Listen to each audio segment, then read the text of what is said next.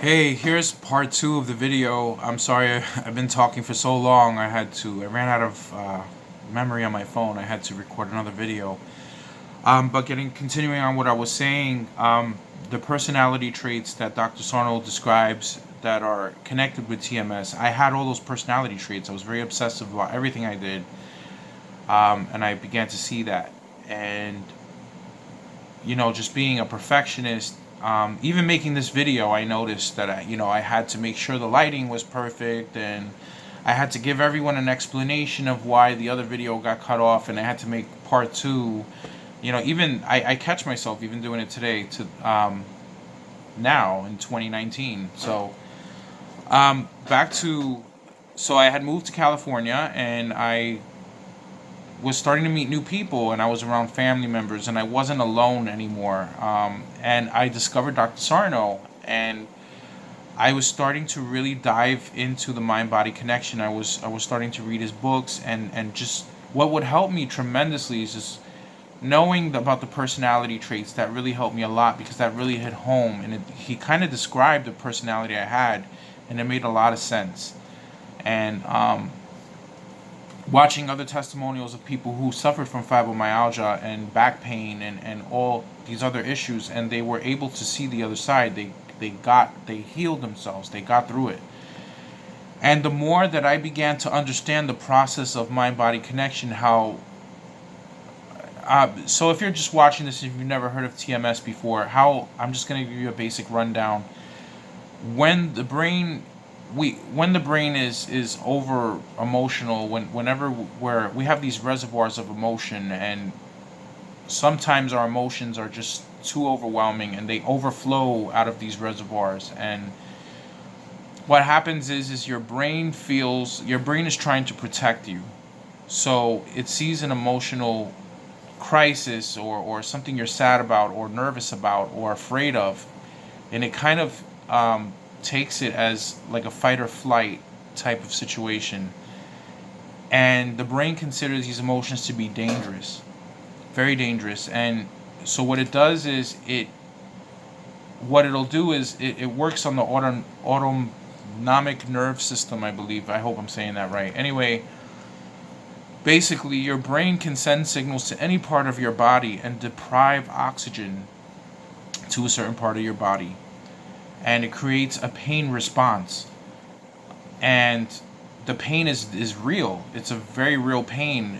Fortunately, it's a mild oxygen deprivation, so it doesn't cause permanent damage, but it's enough for you to be distracted by pain, and it's agonizing, and it does its job of fooling you and making you think of something else other than the emotional response. For example, if you're having an argument with your boss, and your back starts to hurt you, that is your body's way of trying to protect you from that emotional turmoil of being called into the office, that fight or flight response. So something miraculous happened in California. My entire life was changing. I was meeting more and more friends in the support group I was going to, really good friends. And I noticed, are you guys ready for this? My body pain started disappearing little by little, actually quite rapidly, but in certain sections of my body. My pain started going away. My back pain went away. The more confident I got in the diagnosis of TMS, the more confident I became, and I just didn't have the need for the pain. I had an understanding of what it was. And knowing that the pain was not going to kill me, it wasn't going to cripple me, and there's no need for me to have this panic feeling that this is the end, because I have back pain, or because I have leg pain, or because I have a pain on my neck, or I can't move my neck, or I have a wave of fibro fire go up my leg. It's okay. There's no need to panic. There's no harm done. No permanent damage is being done. There's no need to panic. The pain, nobody wants to have the pain. Yeah, sure, but once you take that panic equation out of the pain, you really take the gasoline out of the tank. There's no way that this can progress. You can't You can't go into this zone of craziness and anxiety because you already understand how it works and it doesn't become a big deal anymore. And rapidly, the pain started disappearing. I still had the IBS though. It took me a while, I admit, to gain the confidence to believe that that IBS was related to TMS.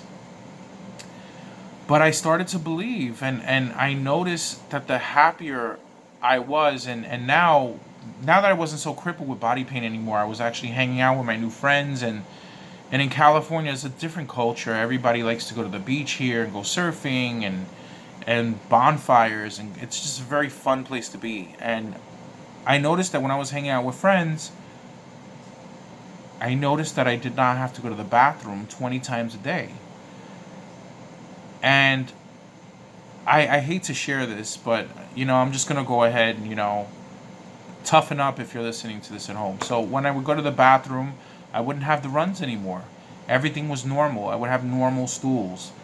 And I noticed, I was like, well, if this is happening, then that means that I'm actually getting over my IBS, and I was eating food and it wasn't killing me. The digestion wasn't killing me. I didn't have pain in my intestines when I was eating.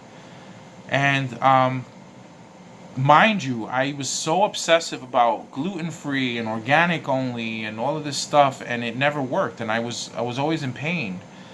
And now I just cut all diet restrictions and I just started eating whatever I wanted. I started eating In-N-Out burgers, and I'm not encouraging people to eat junk food, and I'm not encouraging people to eat unhealthy by any means, but I took away all those restrictions. I took away all of those rules and those barriers, that kept me in fear. And let me tell you, I entered a real golden age in my life. I entered a renaissance, and I never thought, this would happen, basically a year later after I was diagnosed with fibromyalgia.